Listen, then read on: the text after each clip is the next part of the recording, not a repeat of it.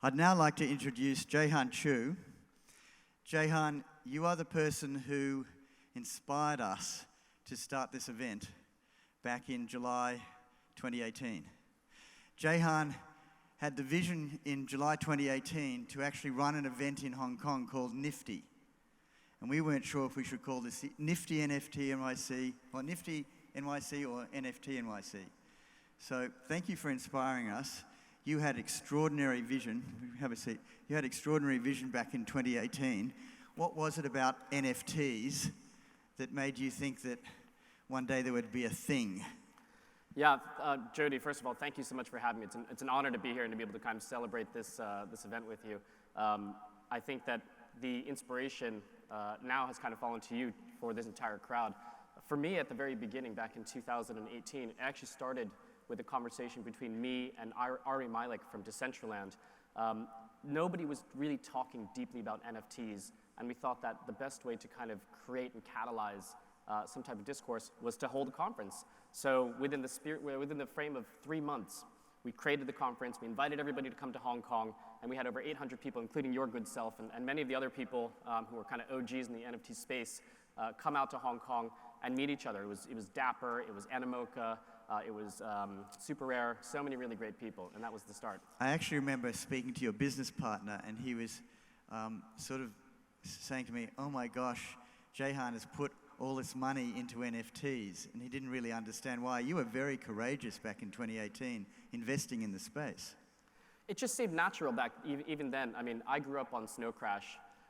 Snow Crash? Snow Crash, the book, just like many other people in the space. And the vision that he kind of painted made it really obvious that not only was there going to be virtual space and metaverse, but that it would be populated by digital objects. These objects which really have started to create the context for the metaverse, not just the landscape, but everything we interact with. And that's where the value is, that's where the content is. And I think that NFTs are these building blocks. And so every use case, I think, will converge to NFTs to express a full digital native life. So it was Neil's book that inspired you. Absolutely, absolutely. And you were saying about digital objects, because these objects could be registered on the blockchain and the objects were sort of like bearer objects, they were identity objects. Was that the thing? Yeah, I mean, NFTs really are the first true sovereign ownership of the digital age, where you can truly own something and prove that you own it and transfer it. So it's brought incredible ideas of ownership to everything that we've had before, JPEGs and music, et cetera. So it's really been that kind of revolution that has enabled, I think, this next phase of digital life, which is ownership. So whether you're an individual at home or a brand, you can actually own identity and digital objects through Not NFTs. just identity, but you can own content, you can own songs, you can own imagery. But I think where we go is even further than that. I mean, everything that everybody in this room is doing now is incredibly inspiring, but it's still just the appetizer. Where we go is even more exciting, where the fully expressed digital life will have everything from NFTs for social media, NFTs for finance, NFTs for industrial use, NFTs for identity. That's kind of where we're headed. And I think, in 5 years' time, this will be 20 times larger because all of the use cases that exist in the mainstream world will be what everybody is working on. Companies like Snickerdoodle, they're replacing they're replacing cookies in the browser with NFTs, or companies like Mnemonic that are doing data and analytics. The entire space of commerce and business will shift to NFTs because we are a digitally native culture increasingly. So this audience that we have, even though it feels like a big audience, in a few years, you guys will be the early adopters. Is that what you mean? You're all already early adopters. I think that in 5 years' time, you'll be seen as the real pioneers of all culture, of all digital culture and all digital commerce. I think that's kind of where we'll be. Right now, it might feel like still a bit on the outskirts of mainstream, but I know that some of the largest brands in the world are in this audience now trying to understand what's coming next. They're looking for you to figure out where they should be positioned. So I think it's an incredibly exciting time. So do you have a very specific use case that you could talk about that's your sort of favorite use case at the moment? Yeah, I mean, I have to say that digital identity, this idea of self-sovereign identity, where the user owns their identity on the blockchain, but it's expressed in different modules of NFTs, including it could be your passport number, it could be your canonical photo, it could be your credit score. All these pieces of data, I think, will be expressed as NFTs, controlled by the user, used and monetized at your will. And I think that will make it so much easier to really spread all of the different types of kind of digitally native culture. So just to unpack that, I think Yeah. what you mean is this is a sort of a non-transferable NFT that becomes a gatekeeper for your identity, and it might have a social network or someone send a request and it says, oh yes, okay, I'll give you that data, That's exactly but right. only if you pay me. That's exactly right. And whether you're doing KYC for a bank, opening a new kind of credit card account, or whether you're coming into NFT NYC and they just need to check your kind of ticket status, all of these use cases go back to the holy grail, which is digital identity, self-sovereign identity. We've been talking about it for a while, but it's become more and more clear that NFTs have a really, really big part to play in this. Wow. So my NFT would be sitting somewhere on a little drive or on my phone, and when I sign up to something, that site will then look at that NFT, and my NFT might have some little AI which decides whether to give that site the data or not. Yeah, exactly. Your NFTs will sit in your wallet, and there's so many great wallets being kind of created today. I know that Animoca and Hex Trust are doing an incredible wallet for NFTs, but I think that the integration between Web 2 and Web 3 with NFTs, as well as, and I hate to say it, centralized systems, will actually find their way together into a happy medium, into more hybrid solutions. And I think that's what a lot of the largest brands are really looking for in order to really get to mainstream culture. So imagine you have a crypto wallet that also has the ability to kind of interact with like centralized servers that are for ticketing or that are for bank account. I think that type of interaction with mainstream is probably where we head. It's not the fully decentralized solution future that we were promised, but I think this is where we go in the midterm. You mentioned something to me on the phone about dynamic NFTs.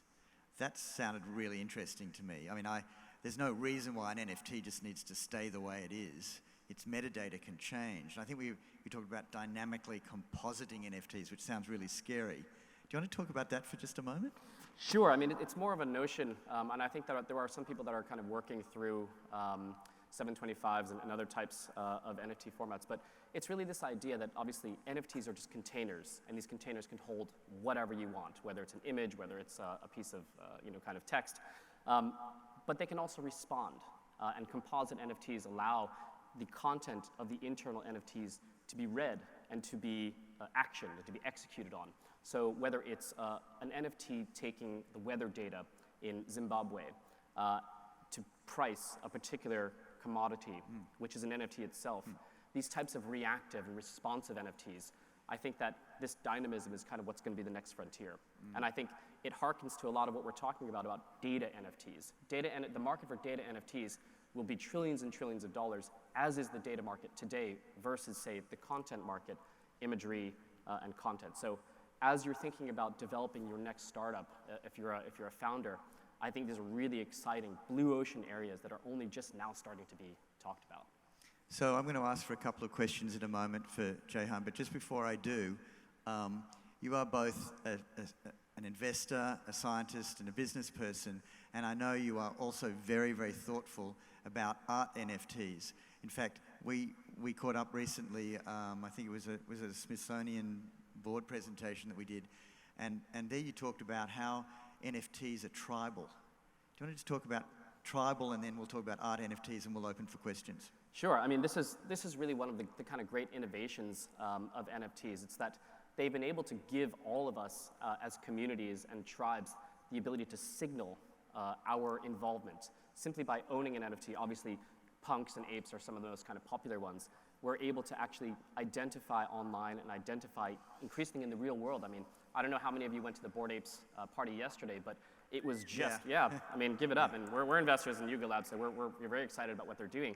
But the outpouring in the physical world is really showing us how on-chain can go offline. And I think that's going to be one of the bigger kind of buzzwords that we'll start to see as mainstream brands come into the space. How do you activate real life using tokens? Using NFTs to create fan engagement. Yeah, and how do we identify not only online as our tribe, as an ape owner, as a pudgy penguin, as whatever you like, but how does that translate into real life? And also, there's liquid identity. I don't know if you guys are familiar with the Yat project, but they're having these notions of liquid identity, where you can have multiple identities on one kind of avatar, and this ability to actually switch through them at will. Just like in real life. You know, just like in real life. You're an investor, and you travel, and you're a speaker. When I show up at the Thanksgiving table, I don't look like this. I really like it that, you know, social networks and Google have taught us to make connections and search, but there was always something missing, which was that ability to trade.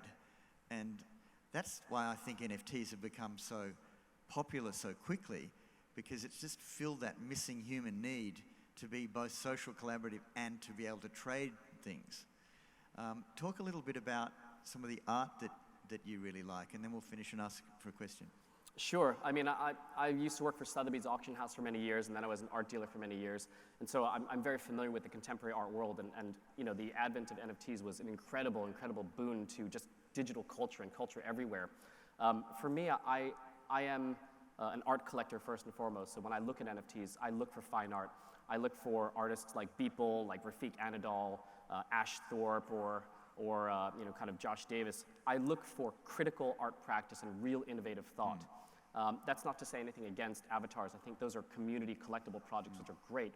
But for me, I'm always really interested in, you know, how human expression can continually be you know, challenged and evolved.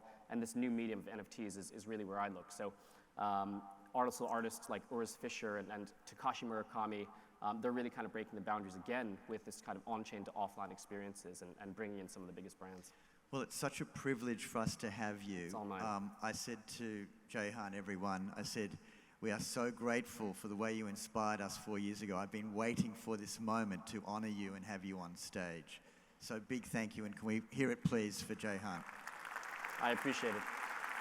I just see if there are just a couple of questions, if I can see any. No, everyone's shy at Radio City. It's such a huge venue. No. Oh yeah, there's one over here. Someone waving at me. Was there someone?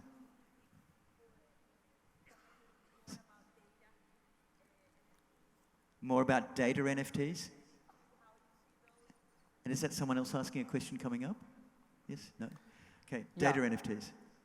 I think that, again, you can look at the work of kind of Snickerdoodle and also Mnemonic HQ, I think is their website, because they're already kind of really pushing forward into this field.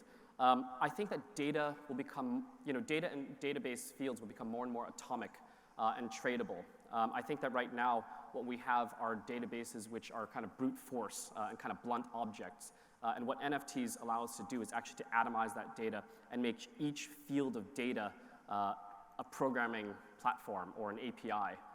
Data with an API is really how you can think of it at the very, very kind of molecular level. So I think that there's going to be a whole generation of technology and infrastructure that comes around this, because when you're thinking about mainstream, you're thinking about large brands, sovereigns, enterprise. They need this type of infrastructure in order to make sense of all of it. There will be just reams and reams of data that's coming through.